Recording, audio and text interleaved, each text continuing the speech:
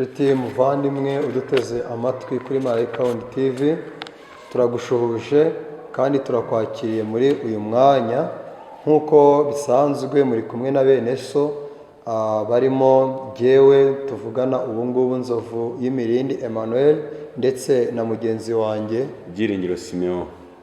Reka tubahe ikaze ariko tunabasuhuze cyane tubifuriza umugisha ku Mana. Simeon ni amahoro? Ni amahoro rwose. Imana ishimwe cyane. Amen, amen.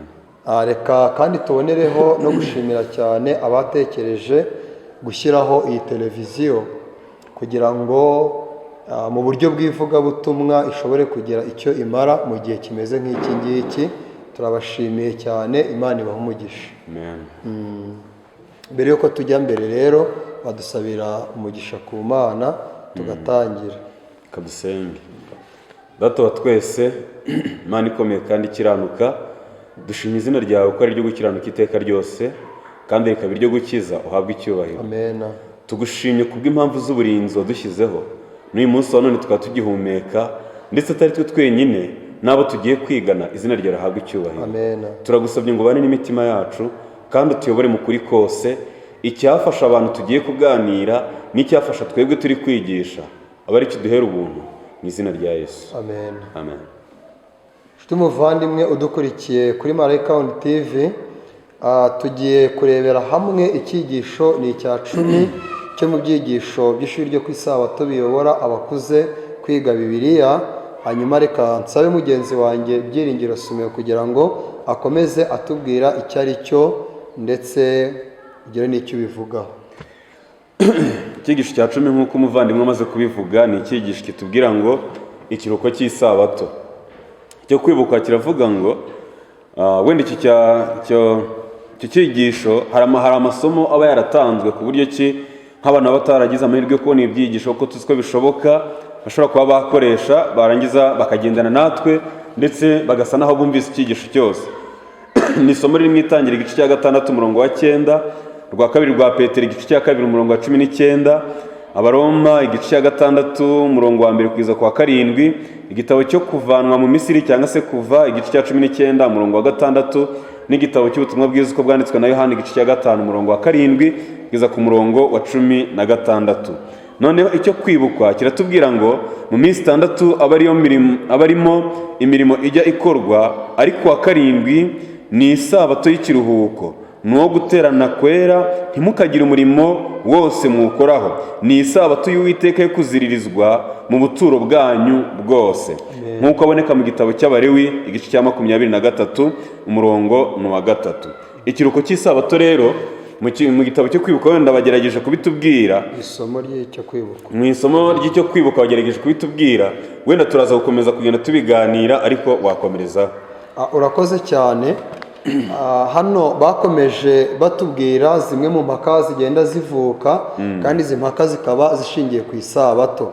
Batubwira ko izo mpaka akenshi ziba zigambiriye gukuraho isabato umunsi wa 7.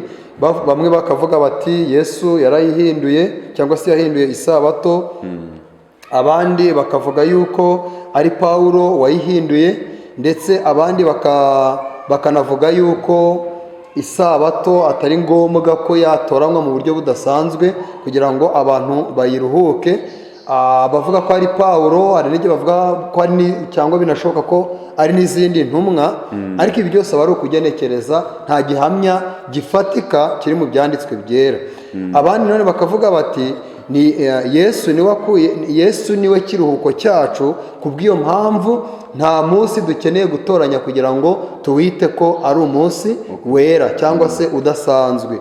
Abandi bakavuga yuko baruhuka, abandi bakavuga yuko abaruka ku munsi w'isabato baba bihangira ugukiranuka. Nyamara ibi byose turabona ko atari byo, kubera ko uko byagenda kose izi mpaka ziba zishingiye ku bwenge bwa muntu, ntabwo ziba zishingiye ku byanditswe byera. Niba ashingiye ku byanditswe byera, nta murongo uharatuye wahamya izi mpamvu zivuka bagaragaza yuko isabato yaba atari ngombwa. Kuri ako gasubika kakurikiyeho hari ikindi kintu bavuzemo. Nubwo abakristo bagiye bakagira umunsi bahitamo wenda nta n'impamvu zifatika bafite, ariko byaje kugaragara yuko nyuma bagerageza kugira impamvu bashyiraho. Bamwe bavuga yuko ari impamvu yuko Kristo yazutse ku munsi wa mbere, bakaba bashaka kugira ngo baziririze wa munsi wa mbere, kuko nawe ari umunsi w'igitangaza. Ariko nta gitangaza mbonamo, kuko byagenda kose bwari ubuhanuzi, ahubwo aho bitangarije ni uko hari umunsi Kristo yemeye kuruhukira mu gituro, kandi uwo munsi wari umunsi w'isabato. Ntekereza ko wari ufite agaciro kurenza uwo umuntu yazukira, kuko byari bizwi ko ugomba kunazuka. Rero ikindi kintu wenda nubwo izo mpamvu zose zishobora kuba zashyirwaho, ariko hari impamvu nyamukuru dukwiriye kwitegereza nk'abadivanisi umunsi wa karindwi. Nta gushidikanya nk'abadivanisi umunsi wa karindwi dusobanukiwe no guhoraho kw'amategeko y'Imana, kandi ko kubaha itegeko rya kane nk'uko rivuga ntaho bihuriye no kwishakira inzira itujyana mu ijuru kurusha kubaha irya gatanu, irya gatandatu, irya mbere cyangwa irindi tegeko iryo ari ryo ryose. Uko byagenda kose nta tegeko, amategeko yose akwiriye kubahirizwa, kuko uzasanga abantu benshi bagongana n'itegeko ry'umunsi wa karindwi cyangwa se ry'isabato ariryo tegeko rya kane, ariko ugasanga n'amategeko nabo barashaka kuyashyiraho imbaraga. Sinzi ubu burutanwe cyangwa se ubu busumbane baba bifuza gushyira mu mategeko, kandi Imana itarigeze ishyiramo ubwo busumbane bwose. Urakoze cyane, kuko ubushize twabonye ko yavuze ngo ntukibe, ntiyavuze ngo ntukice. Yavuze ngo ntukice, navuze ngo ntugasambane.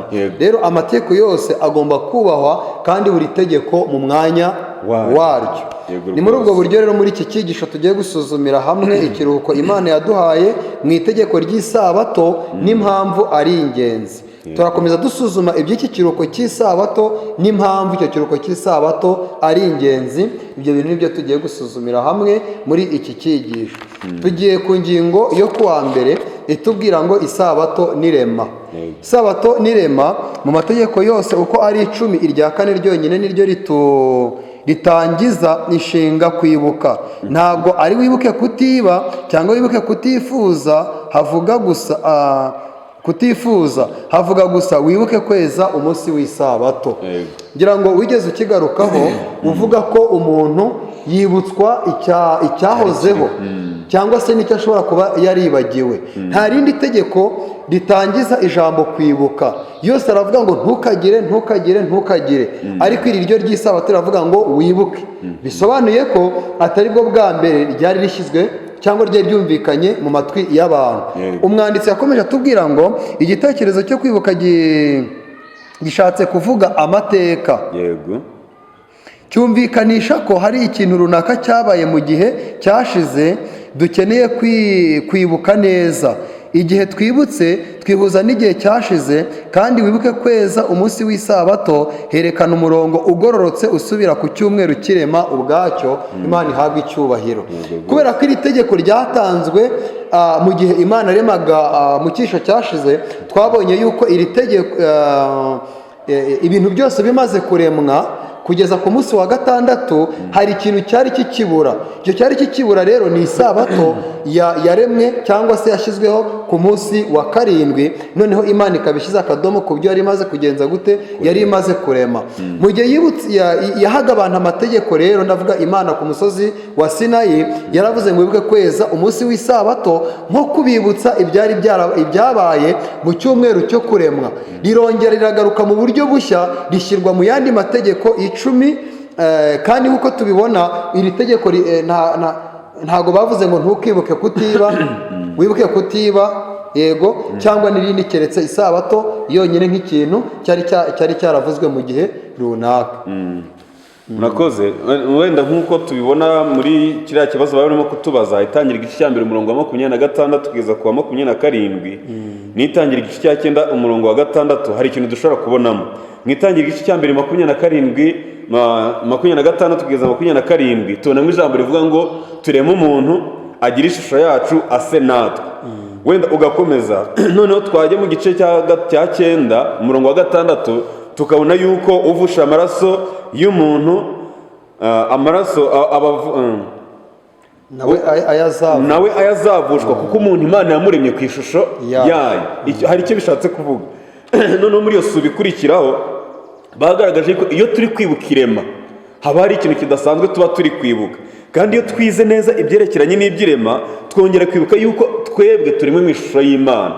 Kuremwa mu ishusho y'Imana rero duhita tubona itandukaniro rikomeye cyane hagati yacu abantu ndetse n'ibindi n'andi makuru agenda agaragara ku isi, amakuru nakwita amakuru mpimbano agaragaza yuko twavuye mu nguge. Icyo ntabwo ari igitekerezo dushobora gushyigikira igihe cyose twaba twize duhereye mu irema. Kandi iyo twize irema tuboneramo ibintu byinshi, ko tumara kwibuka iryo rema ariko ya sabato n'ubundi tukongera tukayibona, bigatuma noneho tuyiruhuka twumva tuyishimiye. Ubwo bishatse kuvuga ko isabato irushaho gutuma duha agaciro irema cyane rwose. byaba ibintu byakomotse ku Mana, byaba abantu byakomotse ku Mana. Niyo mpamvu isabato ari ingenzi cyane, ko ikomeza yibutsa buri cyumweru buri kuri uwo munsi yuko ibintu byose byabayeho mu mugambi kandi upanzwe neza w'Imana. Uribuka ko hari icyigisho twigeze kwiga bari kugaruka ku isabato, ndibuka ko amagambo ari nayo wayasomye. Amagambo batubwiye ngo duhera ku munsi wa mbere twiruka mu buzima bwacu bwa buri munsi tukageza ku munsi wa gatandatu, ku munsi wa karindwi, ku munsi wa gatandatu izuba rirenze tukuma umusumari ngo pa. Ni ibintu ngaruka cyumweru byongera kutwibutsa agaciro k'Imana mu bugingo bwacu ndetse no mu byo yaremye. Urakoze. Muri uku kwibuka isabato no kwiziririza n'ibyo idufasha, harimo kumenya ko Imana yaremye isi, yego, kandi bikaduha n'inshingano ku byaremwe, yego. Ikindi tugomba kugira ubutware ku byaremwe, atari ukubibyaza umusaruro gusa, yego. Tugomba kubitwara neza, ndetse twibuka yuko twabiragijwe n'Imana, tukabana nabyo nk'uko Imana yabana nabyo. Ibi byose isabato iragenda ikabitwibutsa kubana n'ibyaremwe nk'uko Imana yabana nabyo. Muri make dukwiye kubana nabyo tubikunda kandi tubyubaha, tutabyubaha nk'Imana ahubwo tubyubaha kuko byabayeho kubw'umugambi w'Imana.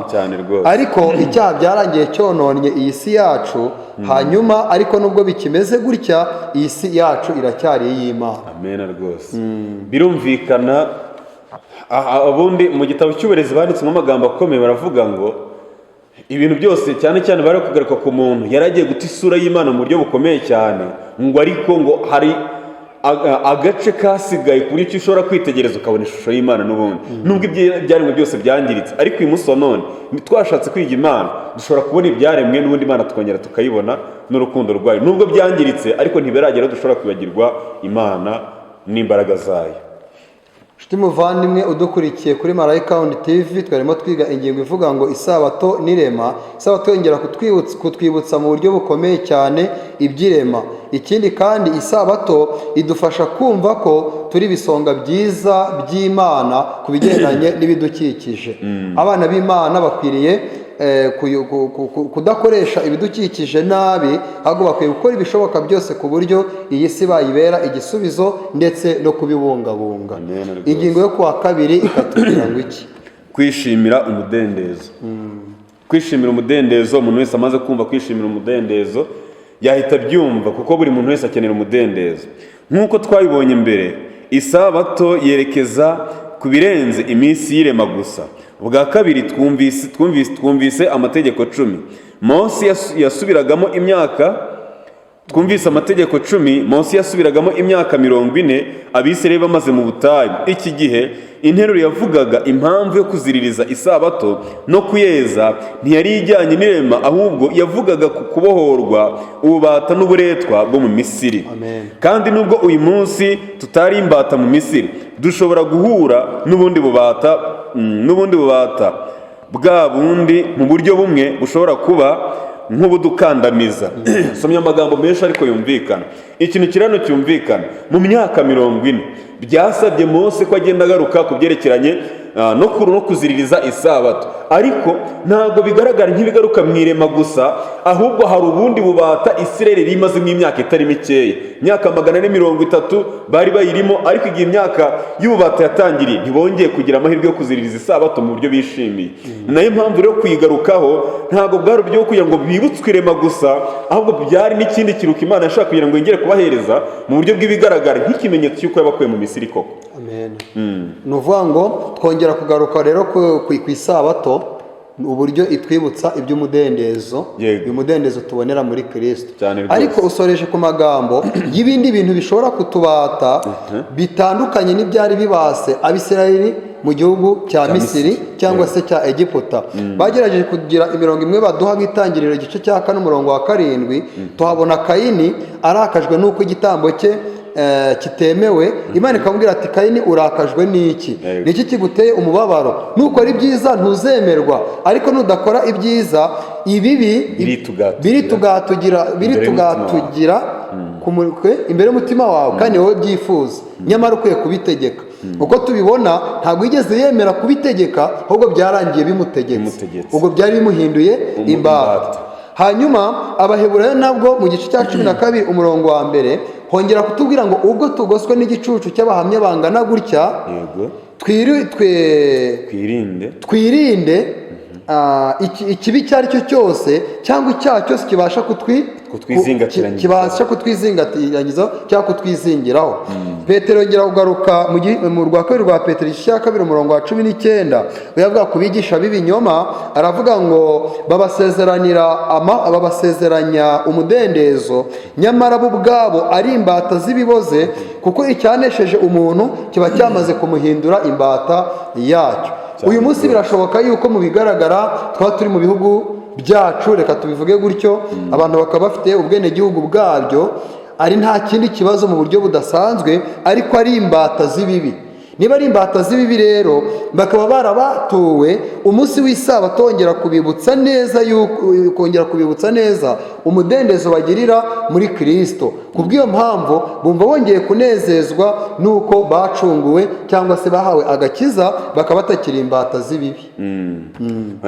Birumvikana uko byagenda kose ububata bukwiriye kumvikana. Ntabwo turi mu bubata bw'uburyo bw'ibigaragara, ariko tubonye yuko hari igihe bishobora kutwizingatiranyirizaho cyangwa se bishobora kutwizingira bikarangira biduhinduye imbata z'ibyo bibi. Zirikana rero ko hari icyo Imana iba yifuza gukorana natwe. Isabato ni ukwishimira umudendezo ku bintu byose biduheza mu bubata. Ku munsi w'isabato twibutswa ko hari umudendezo wo kuva mu bubata bw'icyaha. Isabato ni ukwishimira umudendezo ku bintu byose biduheza mu bubata. Bivuze ngo igihe tumaze kwishimira isabato, burya bigaragara yuko hari umutwaro tuba twaruhutse cyangwa se tuba twifuza gukurwaho, ari wo mutwaro w'ibyaha biba byatwizingatiranyirijeho. Ikindi kandi ni uko batubwiye yuko ku munsi w'isabato twibutse ko hari umudendezo wo kuva mu bubata bw'icyaha, bitari ubw'ububasha bwacu, ahubwo ku bw'ububasha duhabwa n'Imana kubwo kwizera. Imana ihabwa icyubahiro. Tunibutswa ko uyu ari umudendezo tutakoreye. Birumvikana dushobora kwibutswa yuko uyu mudendezo ni umudendezo tutakoreye, ahubwo wakomotse mu kwitanga kwa Kristo nk'ikimenyetso cy'urukundo yadukundaga. Tunazirikane ko bakomeje bagaragaza muri iyi subiko, twahise twibutswa igihe byasabaga abana ba Isirayeli bari bagiye kuva mu Egiputa, ni uko ngo bahise bafata amaraso bayasiga ku nkomanizo z'imiryango, kugira ngo kandi utarabikoze ntiyabuze guhura n'akaga. Ariko byabaye ikimenyetso cyo kugira ngo bagaragarizwe yuko n'ubundi ntacyo bakwikorera, nuko byavuye mu maraso. N'ubundi mu Baheburayo igice cya 9 umurongo wa 22 twongera kubona yuko hatavuye kumeneka kw'amaraso ntihabaho kubabarirwa. Hatabayeho kumeneka kw'amaraso ntihabaho kubabarirwa iki? Ibyaha. Bivuze ngo rero si twe tubyishakira, ahubwo ni ku bushake bw'Imana. Amen. Gusa tuzirikane yuko iyo batemera gusiga amaraso ku nkomanizo, ntabwo bajyaga gukira. Byari gushoboka. Itegeko ryo gusiga amaraso ku nkomanizo niryo ryonyine bagombaga kubahiriza kugira ngo agakiza k'Imana kabashe gusohora kuri bo, be kuza kurimburwa n'umurimbuzi. Ni muri ubwo buryo rero kubw'itegeko ry'Imana ryo gusanga Kristo no kwemera umudendezo aduhereza, uruhare rwacu dukwiye kwemera kubyakira kugira ngo uyu mudendezo ube wacu. Tumaze kubona uyu mudendezo rero, Pawulo akomeza yibaza mu gice cya 6 mbere ku murongo wa 1 ukageza ku wa 7 niba twakora ibyaha kugira ngo ubuntu burusheho gusaga. Kuko uwo muntu wacu wa kera yamaze kubambanwa na Kristo. Kubw'iyo mpamvu rero imibiri yacu nayo ntabwo ifite uburenganzira bwo kwikorera ibyo yishakiye, kuko kuko twapfuye ku byaha. Niba twarapfuye ku byaha rero ntabwo turi imbata z'ibyaha. Niba tutari imbata z'ibyaha rero nta n'icyo turi gupfa n'amategeko y'Imana, ndetse na ya sabato igenje gute na ya sabato irimo. Ntabwo ababa batuwe bahabwa uburenganzira bwo kwica amategeko y'Imana, ahubwo ababa batuwe twabonye yuko aribo bajya bamenya agaciro k'amategeko y'Imana. Kuko mu gihe twavugaga ku bigendanye n'ubuturo bwera, twabonye yuko mu rugo hari igicaniro cy'ibitambo. Bisobanuye ko tukimara kwinjira mu rugo byanga byemera tugomba kwakira igitambo cya Kristo. Icyo gitambo kikatweza, hanyuma tugatwaza tugashobora kugera ahera, dushobora kubonera imitsima, dushobora kuhabonera mwuka wera n'ibindi nk'uko tubibona. Twamara kwinjira ahera cyane rero tugasanga y'amategeko y'Imana.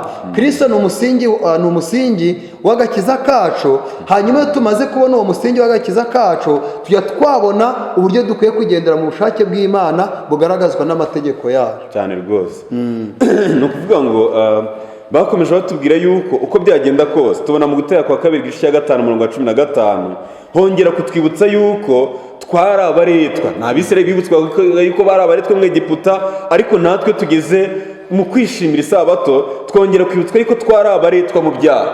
Niba twari abaretwa mu byaha rero, babwirwa yuko bakujwe amaboko akomeye mu Egiputa, kandi kuko iyo uzi amateka yabo usanga ari amaboko akomeye yabakuyeyo.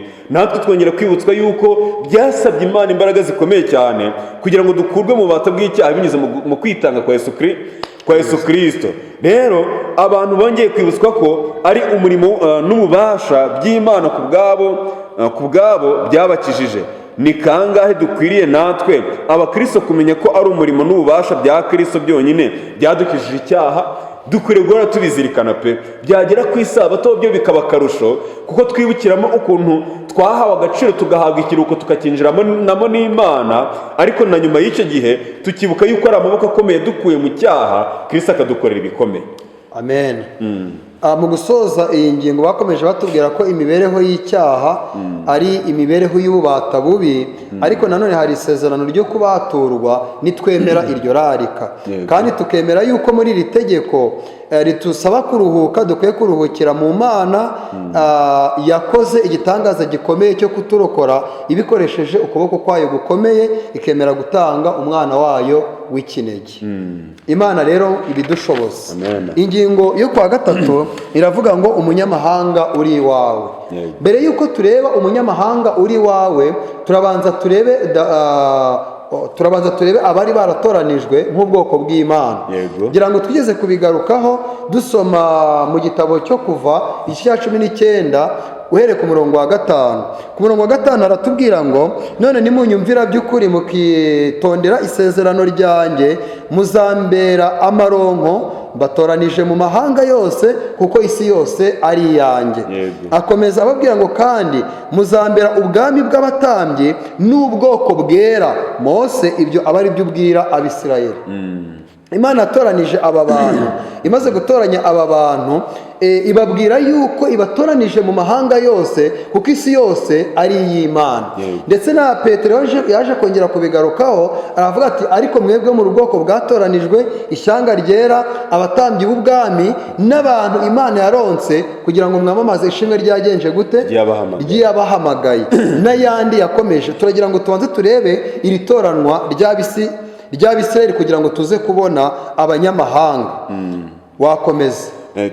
Tukiri aho ngaho hari amagambo akomeye cyane tuyo tubona mu byanditswe byera. Ndatekereza ko ashobora kuba nari mu gitabo cyo Gutera kwa kabiri igice manza ari icya 7. Bagarutse batubwira yuko ntago batoranijwe kuba ari ubwoko bukomeye, ahubwo ngo bari no hanyuma y'abandi. Niba bari hanyuma y'abandi, Imana igashima kubatoranya ikabagira ubwoko bukomeye, bagomba kuzirikana impamvu bari batoranijwe. Kuri no subi bakomeje batubwira yuko nyine bari batoranijwe kugira ngo babe impamvu nyamukuru kugira ngo ubutumwa bwiza bugere ku isi yose. Kandi Imana yari bahisemo kugira ngo babe abantu bashobora kuba ibikoresho by'Imana baramutse babyemeye, kugira ngo isi yose izamenya ko gakiza. Rero batubwiye yuko iyo baza kubyemera bagakomeza kugenda, iyo baza gukomeza kuyibera indahemuka, nibwo bari gukora ibyo ngibyo. Nta gushidikanya Imana yabitagaho mu buryo budasanzwe, bahawe amahirwe adasanzwe, kandi nanone bahabwa inshingano zihariye. abo ni Abisirayeli bari bagiye kuba umwihariko. Kuzirikana rero iby'izi ndangagaciro byashoboraga gutuma bumva agaciro k'abanyamahanga. Urakoze cyane kubera ko bavuze muri iri toranywa ryabo yuko bagombaga kunyuzwamo ubutumwa bw'Imana kugira ngo bugere ku batuye isi bose ngira ngo tugeze no kubibona mu byigisho byashize. Noneho rero uko bashoboraga kubona abanyamahanga cyangwa bashobora gufata abanyamahanga, hano baduha isomo riboneka mu kuva igice cya 23 umurongo waho wa 12, aho bavuze ngo mu minsi 6 ujye ukora aba ariyo ukoreramo imirimo yawe yose, ku wa 7 ujye uruhuka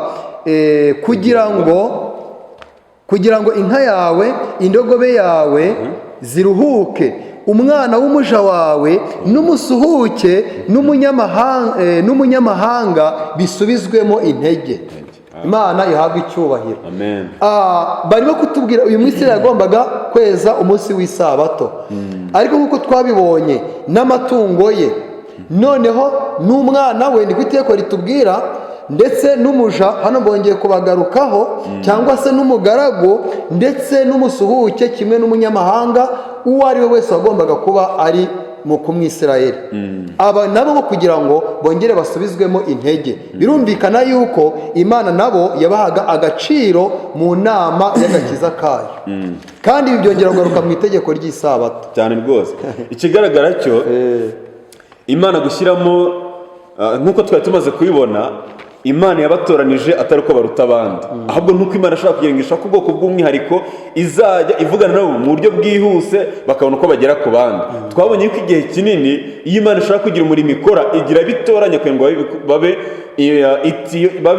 umuyoboro Imana icishamo ibyayo, kuko abantu bose bari ku isi ntabwo Imana yahita ibatoranya ngo ihite bagira abagomba gufatanya nayo. Umubare mutoya ariko ushobora kuba wagera ku ntsinzi. Rero ikintu mbonyemo gikomeye cyane Nzovu nuko urukundo Imana ikunda irukunda bose. Nubwo Imana yari bahisemo ngo babe umuyoboro, ariko iki kiruhuko kizatuma ubutumwa bagomba kwigisha bigatuma inka zibona ikiruhuko, bigatuma indogobe zibona ikiruhuko, bigatuma abana babaje ndetse n'abasuhuke bose baruhukira muri rwa rugo. Ndabona Imana ikunda abantu ku rwego rukomeye cyane rwose cyane pe. Ni muri ubwo buryo bakomeje batubwira ko isabato ni iy'abantu bose, ntabwo ari iy'Abayuda bonyine. Amen rwose. Isabato yabayeho mbere y'uko Abayuda babaho.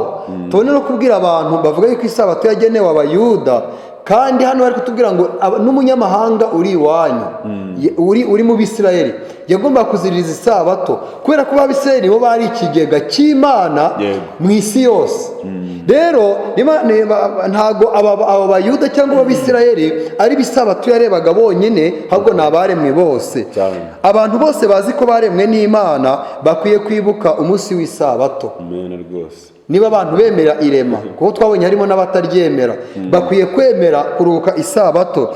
Nanone isabato hari icyo itubwira ku bandi. Iki tubwira ku bandi ni iki?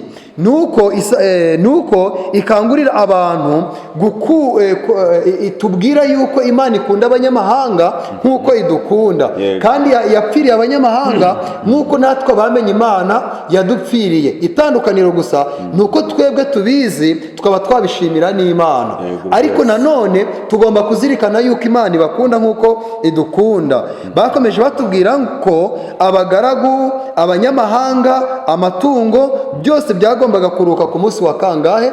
Ku munsi w'isabato. Simeon, witegura kudufasha kuza gusoza iyi ngingo. Turi gusoma ibi ngibi, ntabwo twakwibuza gusoma amagambo aboneka muri Yesaya igice cya 56 umurongo wa 6. Haravuga ngo, kandi abanyamahanga bahakwa ku Uwiteka bakamukorera bakunze izina rye, bakaba abagaragu be, umuntu wese akeza isabato ntayice, agakomeza isezerano ryanjye, abo nabo nzabageza ku musozi wanjye wera, banezereze mu nzu yanjye y'urusengero. Ibitambo byabo byoswa n'amaturo yabo bizemerwa bitambirwe ku gicaniro cyanjye, kuko inzu yanjye izitwa inzu yo gusengerwamo n'amahanga yose. Imana ihabwa icyubahiro. N'abanyamahanga bahakwa ku Uwiteka nabo barasabwa, niba bahindukiye barasabwa gukomeza isabato. Bya biri twavuze yuko isabato itareba Abayuda gusa cyangwa abisirayeli ahubwo ireba umuntu wese wagenje gute, waremwe akaba ari ku isi, waremwe akaba ari ku isi, kandi akaba yemera yuko ibintu byose Imana ariyo nkomoko yabyo. Murakoze cyane. Icyo tumaze kubona cyo nuko Imana itwifuriza kubona ibyiza. Noneho hari icyo batubwiye, bari kutubwira ngo nubwo tugomba kwibuka icyo isabato isobanuye kuri twebwe n'icyo ishushanya kuri twebwe, ariko tugomba no kwibuka n'icyo itubwira ku bandi mu buryo runaka.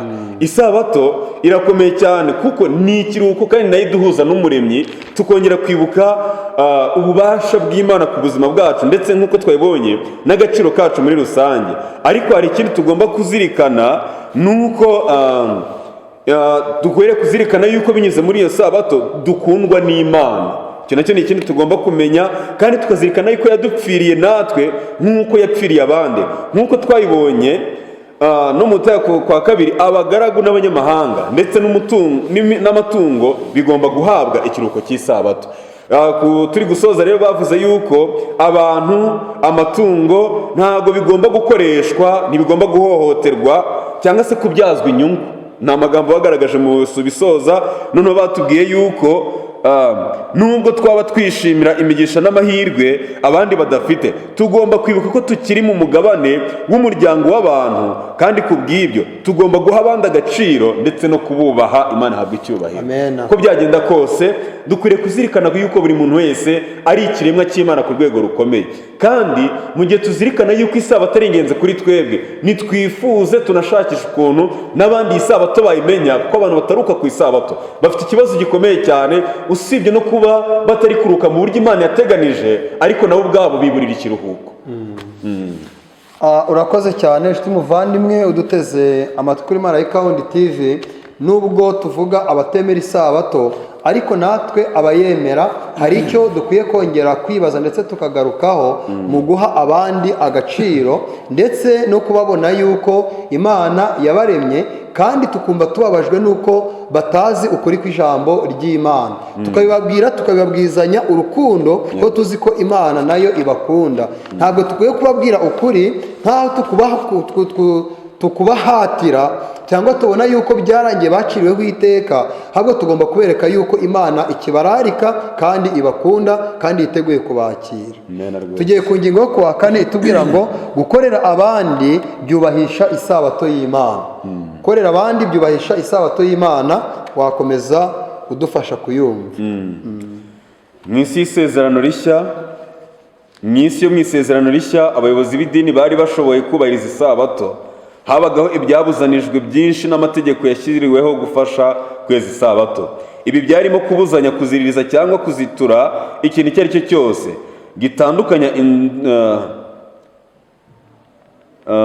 gitandukanya indodo ebyiri, kuzimya umuriro, gutandukanya indodo ebyiri, kuzimya umuriro, gutwara ikintu hagati y'ahantu hihariye kiri n'ahantu rusange, cyangwa gutwara ikintu aharenze intera yihariye izwi mu hantu rusange. Bari kutubwira gukorera abandi byubahisha isabato y'Imana. Niyo ngo hano ikintu barimo kutugaragariza ni uko bari kutubwira yuko mu isi yo hambere cyangwa se mu isi nshya, mu isi yo mu isezerano rishya, hari ikintu cyagiye kibaho, ubuyobozi bw'idini. Ubwo ni igihe wenda cya Kristo, igihe cy'Abayuda, hari uburyo abari bayoboye idini muri icyo gihe bagerageje gushyiraho uburyo bubafasha kugira ngo isabato yubahirizwe. Wenda turaza kubyinjiramo cyane, ariko icyo turi bwibandeho cyane gikomeye ni uko nabo mu buryo bw'ibigaragara bari basobanukiwe uburyo isabato ikwiriye guhabwa agaciro ndetse n'uburemere, ku buryo ki nubwo wenda hari ukuba baranyuranijeho gatoya, ariko bifuzaga kugira ngo ya sabato Imana yashyizeho barebe ukuntu bayubahiriza mu buryo bwuzuye. Wakomeza utubwira. Gusa uburyo bwari bwarashyizweho cyane ntabwo bwashimwe, ku buryo nyine Yesu yakoze igitangaza nk'uko tubona muri Yohana igice cya 5:7 cyo gukiza umuntu wari ku kidendezi cy'i Betesida, wari warahamaze imyaka 38 yaramugaye. Hanyuma Yesu amugirira impuhwe kuri uwo munsi w'isabato aramukiza. Amaze kumukiza, cya kintu bavuze ko batagomba gukura ikintu ahantu ngo bakijyane ahandi hasa n'ahamenyerewe, kandi Yesu yaramaze kuvuga ngo fata uburiri bwawe ubwikorere ugende, biza guteza ikibazo. Nyamara hano bakomeje batubwira yuko Yesu nk'umwami w'isabato yakoresheje uyu munsi w'isabato ibidasanzwe ku bigendanye no gukiza abantu. Imana yacu ihabwa icyubahiro. Yakoze ibidasanzwe kugira ngo yorohereze uyu muntu kuri uwo munsi w'isabato.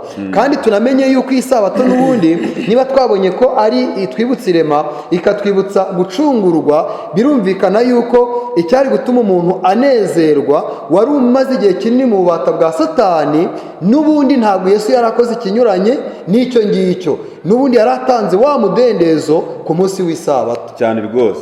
Nuvuga ngo nk'uko umaze kubivuga, icyo tugomba kwitegereza cyane ni umudendezo Imana yashakiraga abantu. No gutanga isabato ntabwo kwari kugira ngo abantu babatwe nayo cyangwa se bayibemo batishimye, ahubwo byose byari bishingiye ku mudendezo. Rero iki kirema nk'uko umaze kubitubwira cyari kibohowe. Niba cyari kibohowe rero, kandi nk'uko wabigarutseho, isabato yabayeho ku bw'abantu, ntabwo abantu babayeho ku bw'isabato. Bivuze ngo ntabwo bikwiriye kuba impamvu ishobora gutuma tuyikandagira ngo tuyikore nk'ibyo twishakiye, ariko nanone yabereho kugira ngo itume abantu banezerwa. Hano baratubwiye ngo Imana ntishaka kuramya kutagira umumaro cyangwa kubaha kwa bucece. Oya, ishaka kubona ubwoko bwayo bukorana n'abandi bantu, cyane cyane abari batiwe hasi bakandamijwe n'insuzugurwa. Abari batiwe hasi kandi bakandamijwe ndetse n'insuzugurwa, abo bantu Imana irifuza yuko nabo uyu munsi bawishimiramo. Uriya mugabo wari umaze imyaka 38 yari akeneye kumva aruhutse, kandi koko nubwo yari yikoreye ibimuremereye, ariko ikiruhuko cy'umutima yari agifite. Rero ikigaragara cyo Imana yadushyiriyeho isabato kugira ngo tugirire abandi umumaro. Ni nayo mpamvu uzakunda kubona abantu bakunda kubyibaza ngo mbese ngo none ngo kubera iki ku isabato murya, kandi none mujya murya ibyo mutatetse. Ariko uko byagenda kose, kurya ntago ari umurimo mubi, kandi twabonye ko ni umurimo ushobora gutuma abantu bishima kandi bakanezerwa muri uwo munsi. Rero ni ukuvuga ngo byateguwe n'ubundi ku munsi ubanziriza uwo ngubwo, nk'uko n'ubundi twagiye tubibona kenshi. Rero ikigaragara cyo ni uko Imana ntiduhereza umunsi w'isabato nk'ukwiriye kuba kutunaniza, iwuduhereza kubera ko dukwiriye kuwishimiramo. Murakoze. Tugikomeza kuganira kuri iyi ngingo, hari gahunda y'isabato burya ibikwiye gukurikizwa na buri muntu wese waruhutse kuri uwo munsi w'isabato, nk'uko tubibona muri Yesaya 58 umurongo wa 12 kugeza ku murongo wa 14. Icya mbere harimo kuziba icyuho cyangwa se kwica ibyuho. Hari uburyo abakera bubakaga bagashyiraho inkike cyangwa se inkuta zizengurutse umudugudu. Byarashobokaga yuko rero hari ahantu hashobora kwangirika, akaba ashobora gusenyuka, cyangwa se n'umwanzi akaba ashobora kuhasenya, adasenya urukuta rwose, akaza guseserera hahandi akangiza umudugudu, cyangwa se akaba yarimbura umudugudu anyuze muri hahandi. Ni muri ubwo buryo rero natwe burya turi mu ruzitiro rw'amategeko y'Imana cyangwa se mu bushake bw'Imana, ariko birashoboka yuko hashobora kubaho uburangare, umwanzi agaca ibyuho. Niba ibyo byuho yabiciye rero, tukagira impamvu zituma ibintu byacu bitagenda hagati yacu n'Imana, ku munsi w'isabato n'igihe cyo kubitekerezaho, hanyuma ibyo byuho bigasanwa cyangwa se bikubakwa cyangwa se bigafungwa. Bakomeje batubwira nanone ko tugomba gushinga imfatiro zahozeho. Gushinga imfatiro zahozeho ni ukongera kwibuka ukuri kw'ibyanditswe byera, ndetse no kubishingiraho abantu ntibabeho uko babyumva, ahubwo bakabaho bakurikije ijambo ry'Imana. Nanone hari ugusibura inzira zijya mu ngo. Buriya biratangaje kuba abantu baruhuka ku munsi w'isabato ariko bafitanye amakimbirane na bagenzi babo, badashobora kugera mu ngo zabo, badashobora kubasuhuza, badashobora kugira icyo ari cyo cyose babakeneraho kandi baturanye. Kuri bo inzira zijya mu ngo zamaze gusibama cyane, inzira ijya mu rugo rw'Imana. abantu bakaba batakifuza guterana n'abandi. Nagira mbabwire yuko abo nabo kuri bo niba barabyibujije atari impamvu z'ubuzima bwo muri iyi si, inzira zikaba zarafunzwe zibajyana guterana hamwe n'abandi, bakeneye kuzisibura cyane rwose. Ndetse isabato iri mu kimwe mu bikwiye kubibutsa. Ikindi nanone dukwiye gukuraho ubwacu impamvu z'ibitujyana mu byo kwinezeza, ahubwo tukabaho dushaka kunezeza Imana ndetse no kwibuka babandi bazutubwira bakandamijwe, abari hasi n'insuzugurwa. Ikindi nanone dukwiye kwitegura cyane kuzagera ku musozi w'Imana. Ibi byose isabato iri mu bitwibutsa, Imana ihabwa icyubahiro. Amen rwose. Bakomeje batubwira yuko mu isubi isoza iyi ngingo batubwiye yuko byagenda kose icyo tutemerewe gukora ku munsi w'isabato ni ugukora ibituzanira inyungu twebwe ubwacu. Ni ikizira ku Mana igihe cyose uri mu bintu bikwinjiriza inyungu, ni ikizira gikomeye cyane, ngo ahubwo tugomba kwita ku bantu bashonje nk'uko rero somo maze kudusomera ritubwira.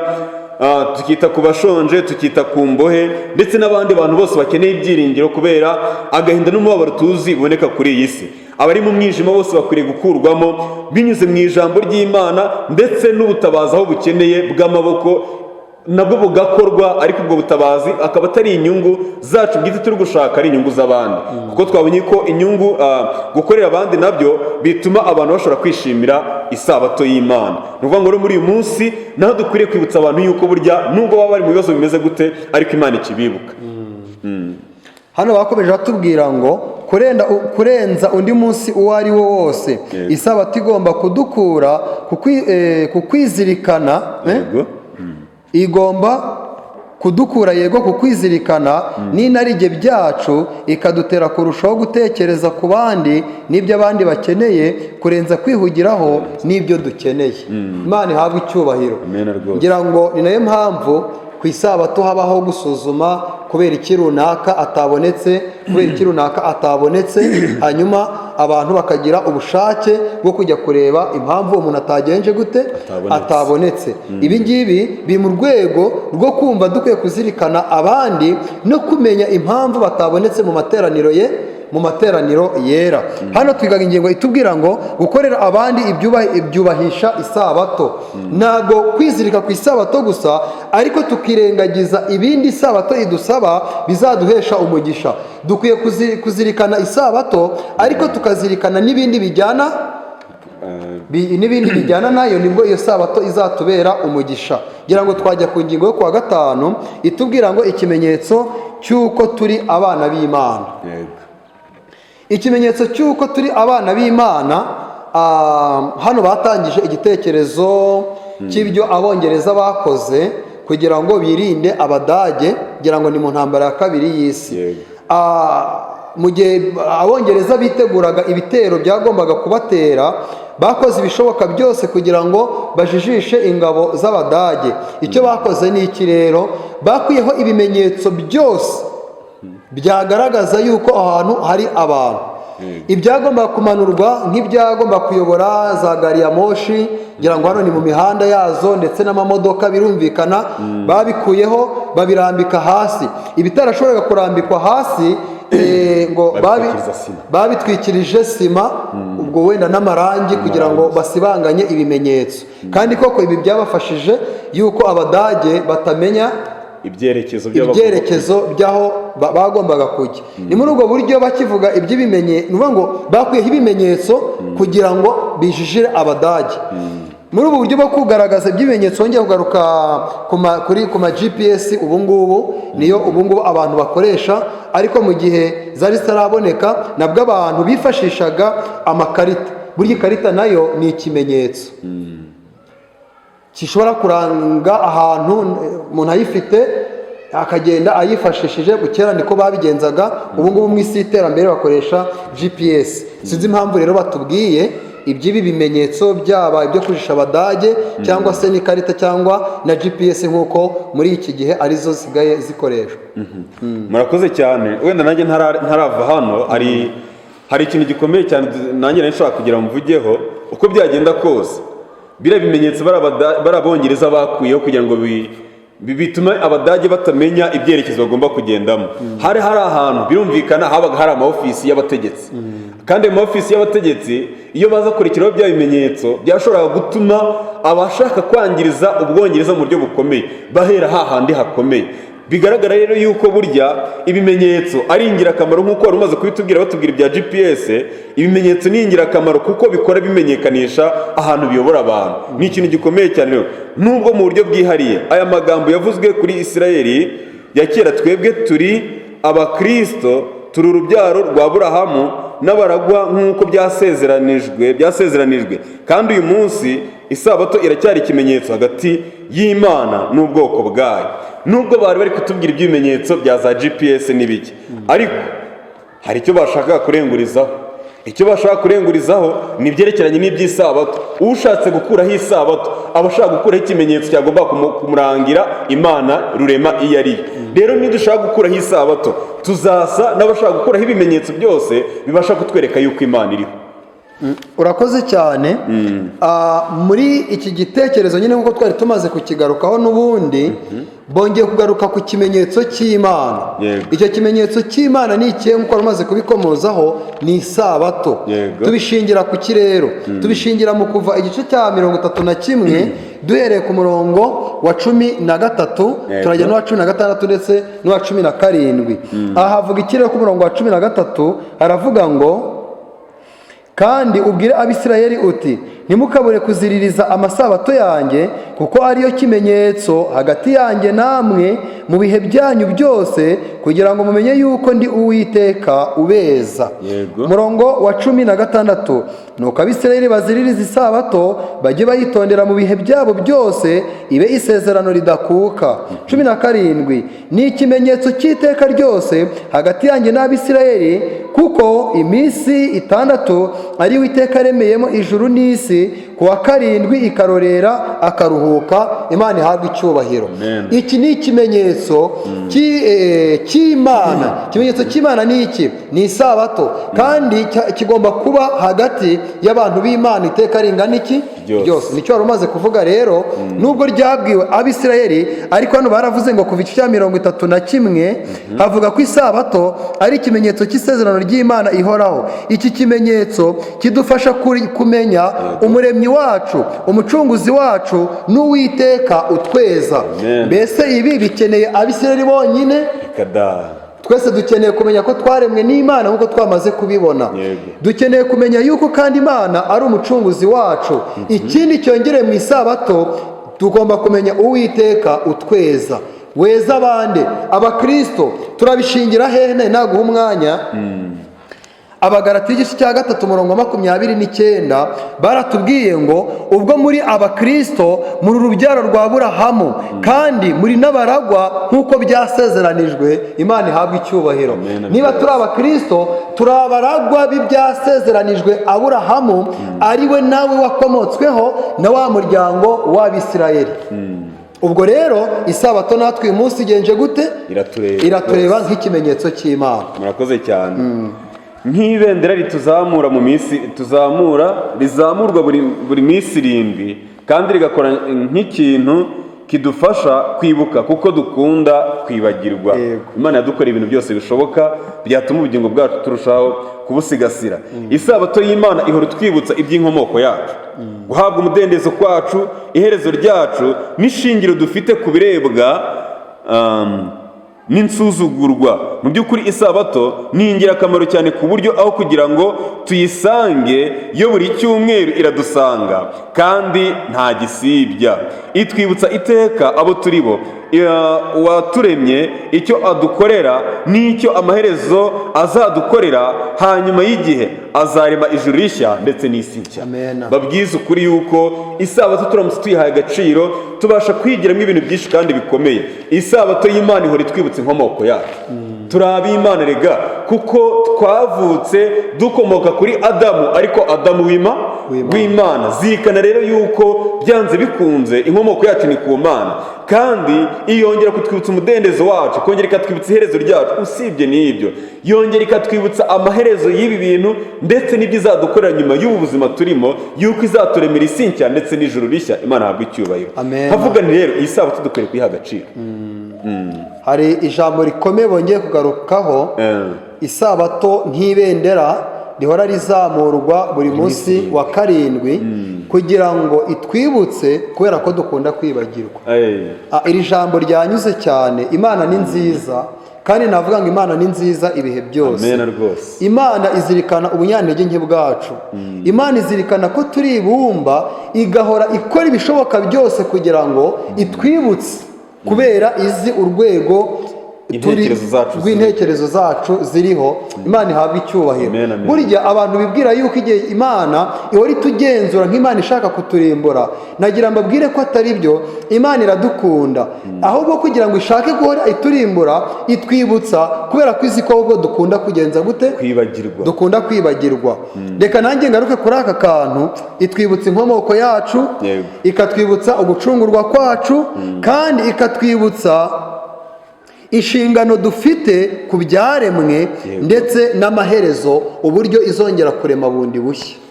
Imana yacu ihimbazwe, kandi Imana yacu ihabwa icyubahiro. Reka nkurarikire gusanga iyi Mana, kandi reka nkurarikire kwemera iki kimenyetso Imana yatanze. Nshuti muvandimwe, kwanga isabato ni ukwanga ibendera ry'Imana. Kwanga isabato ni uguhakana kashe y'Imana, kandi nta cyangombwa cyakwemerwa mu gihugu kitagira kashe. Niba abantu banze kashe y'Imana rero baba bahakanye irema. Niba wemera irema, emera isabato y'Imana. Ingingo yo kuwa gatandatu idahinduka, ibindi byo kwigwa no kuzirikanwa itiki. Ibindi byo kwigwa no kuzirikanwa, reka twumve icyo bitubwira. Mu cyumweru cyose tugomba kugira isabato mu bwenge bwacu no gutegura kuyubahiriza dukurikije itegeko. Ntitugomba kuziririza isabato nk'itegeko gusa. Ubundi iyo turi kuziririza isabato nk'itegeko gusa, hari nubwo tubikora tutabyishimiye, kuko kuba ari itegeko, hari nubwo tutaba tutarishaka tukabyubiriza ko ari itegeko. Nyamara bigenze gutyo birangira duhindukiye umutwaro n'ubundi, kuko akenshi amategeko aratunaniza. Ariko twamaze kubona yuko ntidukwiriye kuyiziriza nk'itegeko gusa, ahubwo dukwiriye kuyishimira nk'ikiruhuko Imana yatugeneye, kandi gikwiriye gutuma tunezeranwa nayo. Ijuru ryose ryubahiriza isabato. Iki kintu narakize numva ndatangaye. Ijuru nubwo nari mbizi yuko Imana yaduhaye isabato, ariko mu buryo budasanzwe ijuru naryo ubwaryo ku munsi w'isabato rirahimbaza rikanezerwa. Kandi burya twe tuba turi kwika ibyo Imana yaremeye mu isi. Mu ijuru aba ari ukugira ngo bigende gute? Bifatanye natwe muri uwo munsi. Rero ngo ryubahiriza isabato, ijuru ryose ryubahiriza isabato, ariko si mu buryo butagira gahunda, batagira icyo bakora. Kuri uyu munsi buri imbaraga z'umutima zigomba gukangurwa. Mbese ntituba tugiye guhura n'Imana na Kristo umukiza wacu, tubasha kumubona kubwo kwizera. Ashaka kuruhura no guha buri muntu umugisha. Imana ihabwe icyubahiro. Reka twongere kwibutsa yuko impamvu mu ijuru baruhuka isabato. None se batayiruhutse, niba twirirwa turi guhimbaza Imana, twahimbaza Imana ingabo zo mu ijuru zidahari ngo ziturinde? Ntabwo bishoboka. Bivuze ngo iyo turi gukora imyiteguro, hari igitabo ntari buze kwibuka neza Enoch yanditsemo ngo iyo wenda niba warakize uraza kunyibutsa, ngo iyo bigeze ku munsi wa gatandatu, aho tuba turi kwitegura mu masaha ya nyuma y'isabato, ngo abamarayika ngo binjira mu ngo z'abakirisitu. Ngo iyo binjiyemo rero, ngo aho basanze urwo rugo rwamaze kwitegura, ngo abamarayika ntibaharenga, ngo baguma aho ngaho bagatangira n'abizera isabato. Ndumva ari mu byigisho by'ishuri yo ku isabato. Birashoboka. Biratangaje rero niba dushobora kuzirikana uburyo isabato Imana iha agaciro. Zirikana yuko iyo wagize imyiteguro mikeya, Imana itajya iboneka ngo itangire isabato, ariko bo itangirana isabato nawe. Ariko mu ijuru tugiye gutangira isabato izuba rigiye kurenga, batangira kujya mu ngo z'abizera ngo barebe ahantu bamaze kwitegura, ngo iyo banahageze bagasanga mwiteguye ntibahava. Urakoze cyane. Wavuze ngo ikintu cyagutangaje, nanjye cyarantangaje. Ariko reka dushimire Imana yuko nyine igenda iduhishurira iby'ingenzi ku bigendanye n'iby'agakiza kacu. Aha nanjye uvuze utangajwe nuko no mu ijuru baruhuka isabato, byongeye kunsubiza mu cyumweru kirema. Imana yabwiye abantu ngo baruhuke isabato icyaha kitari cyabaho, kitari cyabaho, kandi ngo bagomba kuruhuka isabato bakishimira no kuramya Imana kuri uwo munsi wayo wera. Kandi turabona Adamu na Eva nk'umuryango wari ishingiro ry'abantu muri icyo gihe, yashoboraga kuvugana n'Imana imbona nkubone. Ubwo rero kuri uwo munsi w'isabato bagomba kuba bari gukorana n'Imana mu buryo ndetse bw'ibigaragara. Rero ni muri ubwo buryo nubwo icyaha cyadutandukanije tukaba tutayirebe mu buryo bw'ibigaragara, ariko turacyayirebesha imitima yacu mu buryo bwo kwizera, ndetse tukumva ko turi kumwe nayo kuri uwo munsi. Byanga byemera rero nabo baba baruhukanye natwe kuri uwo munsi. Kuri uwo munsi rero twifuzamo imigisha myinshi, ndetse tukanayisaba cyane ko ntekereza ko imitima yacu tuba twayeguriye Imana mu buryo burushijeho. Ni muri ubwo buryo rero batubwiye ko niba hari igihe dukenera imigisha y'Imana ni ku munsi w'isabato. Ariko nanone Imana ntabwo itegereza ngo isabato irangire kugira ngo iduhereze ya migisha, ahubwo irayiduha kubera ko tuba tuyikeneye. Imana yacu ihabwa icyubahiro. Yesu yaravuze ngo data arakora, nanjye kugeza na n'ubu ndacyagenza gute? Ndacyakora. Na bugingo n'ubu rero aracyakora, kandi kuri uwo munsi arifuza kuduha imigisha adategereje ko isabato isoza, ahubwo no muri uwo munsi wayo wera. Amen rwose. Nk'uko wari umaze kubivuga, muri iyo ngingo n'ubundi bagarutse batubwira yuko abantu bayo bareka imirimo yabo isanzwe maze bagafata icyo gihe kugira ngo bihererane n'Imana. Nk'uko wari umaze kubivuga, muri uku kwihererana n'Imana tuyiramya niho tugenda tukabonera bya byishimo byose twifuzaga, kandi koko nk'uko turi kwibona nuko ari umugisha Imana iba yifuza kuduhereza. Mu gusoza rero bakomeje batubwira bati Abadventiste b'umunsi wa karindwi tugomba kubungabunga ibidukikije cyangwa ibyaremwe tudategereje gahunda za politike, kubera ko turi bisonga by'Imana. Hari igihe abantu bumva uko babishaka, tuvuga ngo tudategereje gahunda za politike, abantu bakumva ko tuvuze ngo ntibakurikize gahunda za politike ku bigendanye n'ibyaremwe. Oya, ahubwo nk'Abadventiste b'umunsi wa karindwi tuzi isabato icyo ari cyo, tuzi ko ibyaremwe natwe ubwacu inkomoko yabyo ari ku Mana. Dukwiriye kubyumva kurusha undi muntu uwo ari we wese. Isabato nanone iduha amahirwe yo gutekereza no kugirira abandi impuhwe, tukababona nk'uko Imana ibabona, tukabakunda nk'uko Imana ibakunda, kandi tukabifuriza ibyiza nk'uko natwe tuzi ko Imana iduha ibyiza. Bakomeje none batubwira ko isabato itwibutsa ko abantu bose baremwe n'Imana. Kubw'iyo mpamvu ibidutandukanya ibyo ari byo byose, nk'ibara ry'uruhu, ubwoko, imibereho, ubutunzi, igitsina, ibi byose nta gaciro bigenje gute? Twese twacunguwe n'Imana. Ibi byose isabato irabitwibutsa. Isabato nanone ni ikimenyetso cy'Imana kiri hagati y'abantu n'abantu bayo iteka ryose. Bakomeje batubwira ngo isabato yongera kutwibutsa irema rishya. Yesaya niyo mpamvu yatubwiye mu gice cyaho cya 65 umurongo wa 17, aratubwira ngo dore ndarema ijuru rishya n'isi nshya, aho ibya kera bitazongera kugenza gute? Bitazongera kwibukwa. Indi mirongo ikatubwira yuko muri iyo si gukiranirwa ntabwo kuzagenza gute? Ntabwo kuzigera kubayo. Niyo mpamvu rero isabato ari ikintu gikomeye ku bantu bose baremwe, kuko tuvana intekerezo ku biri mu isi tukongera kwerekeza intekerezo ku biri mu ijuru ndetse n'ahazaza. kugira ngo wabwira abantu ikiri kuri umutima ukajya ku musozo. Murakoze cyane. Uko byagenda kose tuba twize kandi tuba twumvise ibintu byinshi, ariko ndagira ngo mbabwire mwebwe abadukurikiye, dukwiriye kuzirikana ko ku munsi w'isabato niwo munsi dukwiriye kunezerwa kurenza indi minsi yose, ko twibukiramo agaciro kacu kandi tukongera kwiga Imana mu rukundo rwayo n'uburyo yaturemye. Ikindi twabonyemo gikomeye cyane ni uburyo Imana yakijije umuntu, cyangwa se Kristo yakijije umuntu ku isabato. Batubwiye muri iyi ngingo yo kuwa gatandatu ngo byari bihuje n'itegeko ry'Imana koko kuko imana yari imuruhuye mu mutima kandi irangije imuruhura mu buryo bw'ibigaragara.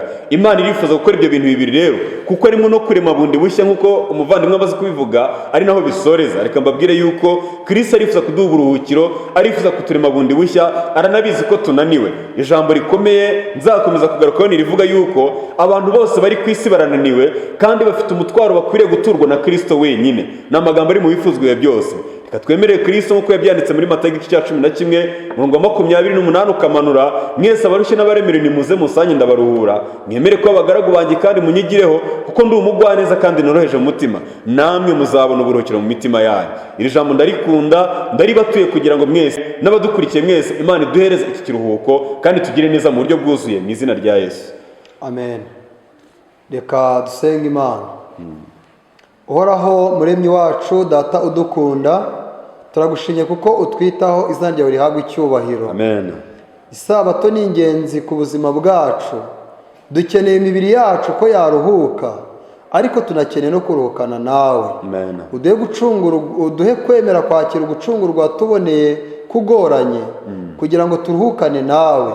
Umunsi w'isabato tunezezwe nuko dufite ikimenyetso cyawe, izina ryawe rihabwa icyubahiro. Iri bendera uduhe ko rizamuka mu mitima yacu, kugira ngo umwami wacu abatubona bagibuka yuko iyi si ikiri iyawe nubwo Satani yibwiye ko yayigaruriye, izina ryawe rihabwa icyubahiro. Abadukurikira igihe cyose n'abazakurikirana iki cyigisho tubasabiye umugisha wawe, kandi ikiruta byose Mwuka Wera ajya arushaho gusobanura amagambo yawe. Ubwenge bwacu buri hasi, iby'agakiza kawe ntabwo tubasha kubyumvira ku murongo ukwiriye, ariko ndakwinze kugira ngo Mwuka Wera mu gihe gikwiriye ajya adusobanurira, kugira ngo amagambo yawe agire umumaro yaba kuri twebwe n'abayumva. Izina ryawe rihabwa icyubahiro. Ngaho Mwami wacu, ibyo duhora twiga bitubere umugisha, kandi bizatume mutangabugingo turushaho kwitegura ubwami bwawe, tuzagere muri ya si nshya aho tuzaruka isabato itazagira kirogoya. Tubisabye Imana mu izina rya Yesu. Amen. Amen.